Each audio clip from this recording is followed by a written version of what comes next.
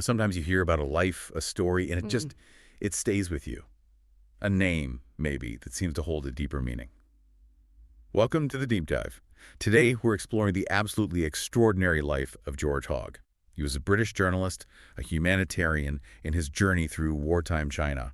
Well, it left a huge mark. And we've got some fantastic sources for this. A real mix, actually. Personal accounts from people who knew him, historical interviews giving that wider context, and George Hogg's own writings, which are just fascinating. You really are. Together, they give us this nuanced picture, not just of the history, but of the man himself. Right. So our mission today is to unpack how this one person went from, I guess, a curious traveler to someone so deeply committed, how that shaped his life, his legacy, and hopefully give you a really unique personal window onto World War II in China and the incredible resilience of the Chinese people during that time. So let's start at the beginning. George Hogg, born in Harpenden, went to St. George's School, then Oxford Wadham College. Politics and economics. Standard enough start, maybe? Exactly. But what's really key early on is this strong, pacifist Quaker philosophy he got from his mother and his aunt, Muriel Lester. That really shaped his whole outlook. And that philosophy, well, it sort of set him on his path, didn't it? He joined his Aunt Muriel on a world tour. They hitchhiked across the U.S. before heading off towards Japan. And then, early 1938, they land in Shanghai. Just try to picture that. The timing is crucial here, just months after the horrors of Nanjing. Yeah, the context is stark. The Battle of Shanghai had just ended a few months before November 37. It was called the most vicious battle of World War II in that region. Vicious. Utter devastation, huge loss of life. So Hogg arrives to see this city, partly occupied by Japanese forces, thousands upon thousands of refugees, Chinese, even Jewish refugees, pouring into the foreign settlements seeking safety. And this was before Pearl Harbor, right? Before the Japanese moved on the settlement themselves. Exactly. That came later, after December 41. So for now, the foreign settlements were, relatively speaking, safer zones. And hovering over all this is the Nanjing Massacre. Hogg gets to Shanghai right after it happened, December 1937. He must have been hearing reports. Oh, absolutely. Reports of this terrible, terrible event. The killings, the looting, the mass rapes. It's something that, often gets less attention in the West than the war in Europe, perhaps. Still not fully understood by many. Right. And there were Westerners there in Nanjing. Journalists, doctors, missionaries who became vital eyewitnesses. They tried to help protect people, get the word out. Their reports did make it to Western papers. But it's an ongoing effort to ensure that history is properly remembered, you'd say. I think so, yes. The mission continues. So Hogg steps into this immediate, brutal reality. He'd only planned for 2 days in Shanghai. Just 2 days, that was the plan. But seeing the sheer brutality of the Japanese military, he wrote that he resolved to try to help. And he jumped right in. Pretty much. Started helping a New Zealand nurse smuggle food, medicine to Chinese communists. Even helped out with some guerrilla raids, apparently. Wow. So not just observing anymore. Not at all. Okay, so after these initial, pretty intense experiences, he gets a job. A journalist in Hankou. Yes. And there he meets Art Steele, an American journalist with the Chicago Tribune. Steele had actually been in Nanjing during the massacre. So Hogg would have learned a lot from him. First-hand accounts. Definitely. Hogg then traveled around for about a year, investigating, writing. But then Hankou fell to the Japanese. And many journalists were kicked out. They were. But Hogg, he decided he wasn't leaving. He needed to get back into China, deeper in. And this is where it gets really adventurous, isn't it? This secretive journey. It really is. He used his British passport, traveled through Japan itself, then Korea, Manchuria, and then gets smuggled into the countryside near Beijing. Smuggled by who? By English-speaking students, using sort of secret routes. And that's where he finally connects with Ni Rongjin and his guerrilla forces. Right. And he stays with them for quite a while. About a year, traveling with them. And he observed how they interacted with the local people. Very kindly, he noted. He said it was really, really mind-blowing. Seeing that different side, I suppose, that connection with the people. Exactly. And just to add a bit more context, he'd actually taken an earlier trip to the Northwest in June 38. His friend Agnes Smedley arranged it. Agnes Smedley, the American writer. That's the one. He visited Yan'an, met leaders like Zhu De, Ni Rongzhen, the communist leadership. He wrote about it in his book, I See a New China. I See a New China. Yeah. Quite a title, given the circumstances. It is. He described the Northwest as an ideal place from which to watch New China taking shape.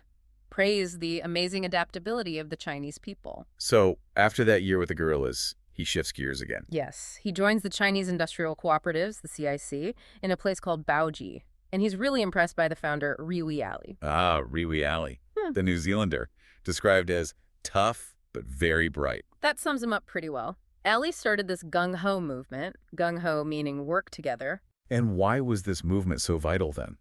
because China desperately needed its own industry. As we said, the Japanese had destroyed almost all of it near the coast by late 38, and the blockade was tightening. So they had to build from scratch inland. Right, and they did. By April 1940, you had something like 3,000 of these little industrial co-ops across 8 provinces, making everything 500 kinds of goods. And some were literally in caves, these factories in the caves. Literally, like the site at Shangliuan in Baoji, it's quite something. They even kept George Hogg's birth certificate there for years. He was so well remembered. That's incredible, a testament to his connection. Absolutely. He got his own gum-ho badge, number 114, and a nickname, Yang Mi-shu, Ocean Secretary. Ocean Secretary. Sort of foreign secretary, yeah. And that phrase, Ali coin, gung-ho, Work together. it eventually entered English, didn't it? Meaning passionate, really enthusiastic. Which makes you wonder, how did Hogg feel about this work? He seems fully immersed. He loved it. He called it a very good job, said it combined industry, social work, writing, travel, all things he enjoyed. And he picked up the language quickly, even dialects. He really identified with the people, didn't he? Deeply. He wrote he felt very Chinese by now, that his personality had much in common with the non-citified type of young Chinese. It shows that deep identification beyond just being an observer. Okay, so let's move to the next really significant chapter. Early 1942, he takes on a new role, headmaster. That's right. A new Bailie School set up in Shuangshipu, which is about 40 miles south of Baoji. Bailie School. Yeah. Named after Joseph Bailie, an American missionary. Correct. But the name in Chinese, Bailie, also has this lovely meaning. Prepare for the dawn. Prepare for the dawn. Fitting.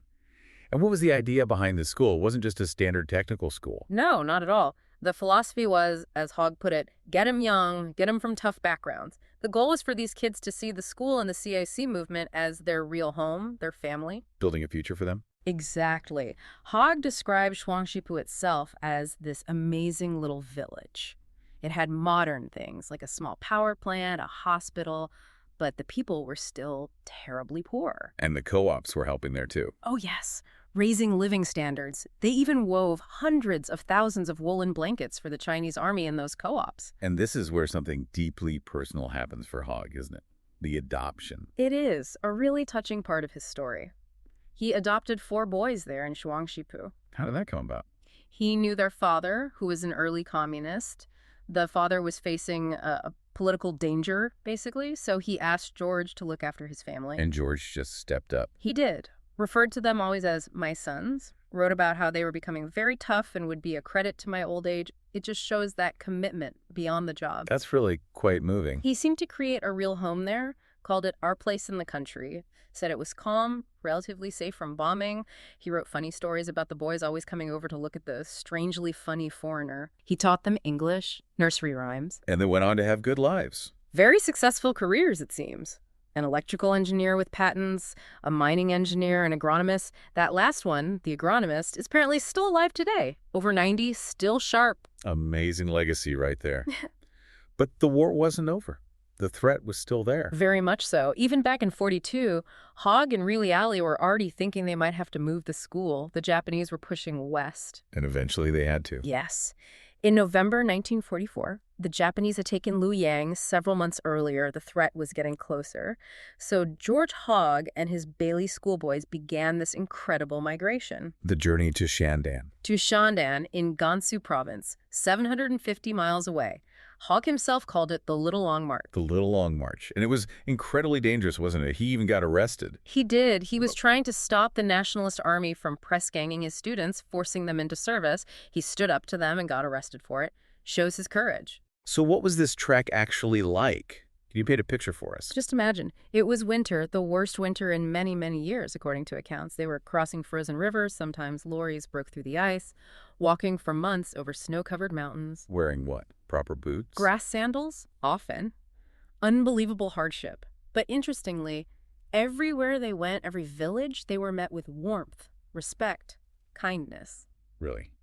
Even strangers? Yes. It shows how well-known Hogg was by then, how respected he and the gung-ho movement were in that region. Despite everything, they made it. They reached Shandan. They did. And early 1945, they restarted the school. In some old temples, they converted into workshops, carpentry, steam engines, wool spinning, 60 boys. Hogg wrote about being full of hope for the future. He must have felt they'd finally reached safety, reached that dawn. It seemed like it. But then, tragedy struck. Just when things seemed hopeful. Yes. July 22nd, 1945. George Hogg died. Tetanus. Tetanus. From what? From stubbing his toe.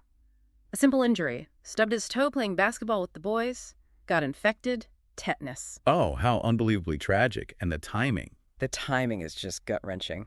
Japan announced its surrender less than a month later, August 15th, 1945. He was so close to seeing the peace he'd worked towards. So close. What was the immediate impact? How did people react to his death? On his deathbed, apparently he asked for a pen and paper. Wrote, "My all to the Bailie School."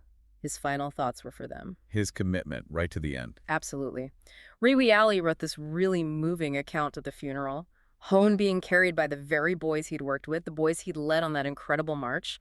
Later, Ali wrote that the boys made a pact they would never refer to Hogg as being dead. Wow. And his adopted sons. They trekked out to his grave, this lonely grave on a mountainside. A place I believe you visited yourself. Yes, it has a personal connection for me, that image of his grave. It's powerful. And how is he remembered today, more broadly in China? His memory is very much alive. Statues, streets named after him, annual events. There was a ceremony for his 110th birthday in Lanzhou just recently, April 2025, and the school itself was reestablished in 1987. It's striking, isn't it? He only ever saw China during wartime.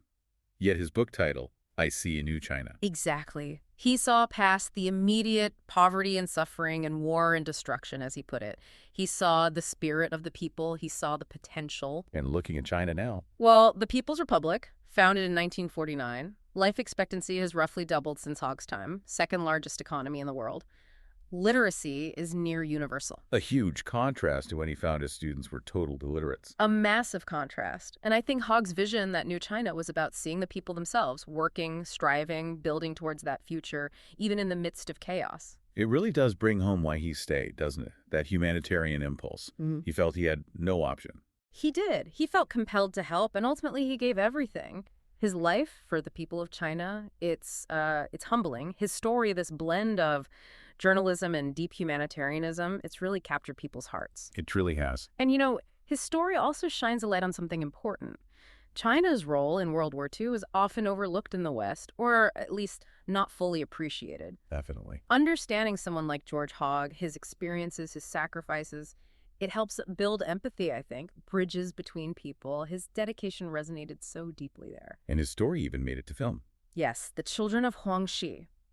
It brings his story to a wider audience. He really did become what his name, Elwin, suggests, a wise friend, a noble friend to China. George Hogg's life, it's such a powerful reminder. Even in the absolute darkest times, one person's compassion, their determination, it can genuinely make a difference. It can light a path. He didn't just watch from the sidelines. He got involved. He immersed himself. He acted. And because of that, he could truly see that new China taking shape in the spirit of its people. His legacy isn't just bricks and mortar, the schools or the co-ops. It's bigger than that, isn't it? I think so. It's about the power of collective effort, about hope, even when things seem hopeless, that unwavering belief in what people can achieve when they work together. Gung-ho. Well, we hope this deep dive has given you a richer sense of this truly remarkable man and this vital, often difficult period of history, and maybe something to think about. What does it truly mean to see a new world, a new future, trying to emerge even when everything seems like chaos and destruction? And perhaps what's our own role in helping to build it?